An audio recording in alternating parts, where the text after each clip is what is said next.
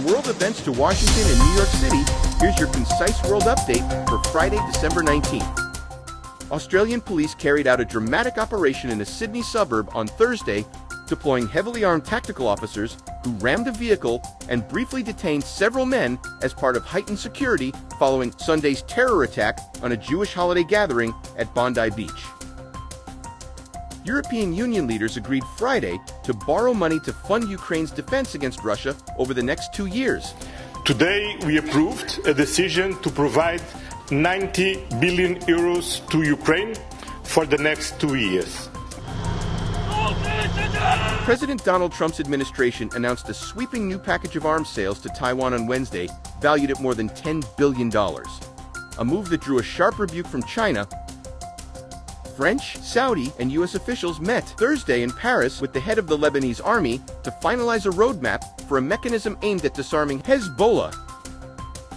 The Trump administration said late Thursday it will appeal a court ruling that sided with Harvard University in its dispute with the federal government over free speech and billions of dollars in research funding.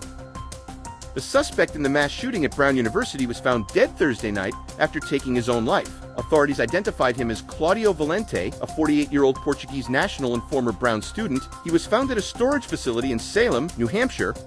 A business jet carrying 6 people crashed while attempting to land at a North Carolina airport Thursday morning. Retired NASCAR driver Greg Biffle and his wife and children were among killed in the crash. Amtrak and a key oversight panel for Union Station on Thursday approved a renegotiated agreement that will formally restore federal control of Washington's main transportation hub. The Democratic National Committee will not publicly release its post-mortem of the 2024 presidential campaign, reversing earlier expectations in an effort to avoid a divisive internal reckoning over the party's loss.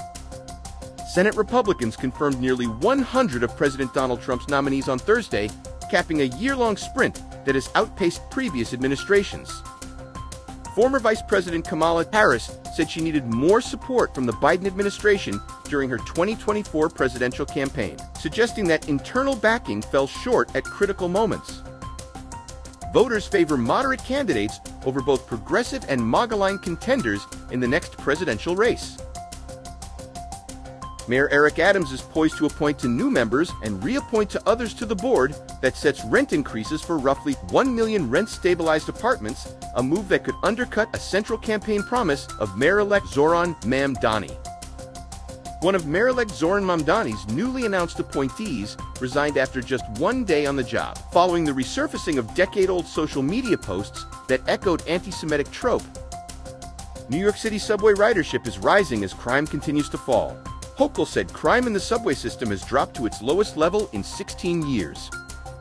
Nicholas Cara, the mayor of Raritan, New Jersey, resigned abruptly on Tuesday with 2 years left in his term. In a letter announcing his departure, the Republican said he no longer believed he could achieve the goals he set for his administration, stressing that the decision to step down immediately was not taken lightly.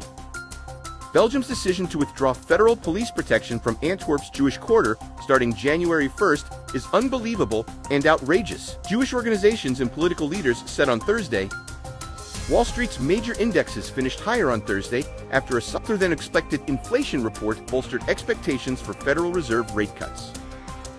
Inflation cooled unexpectedly in November, but economists urged caution in interpreting the data, citing major gaps caused by the prolonged government shutdown.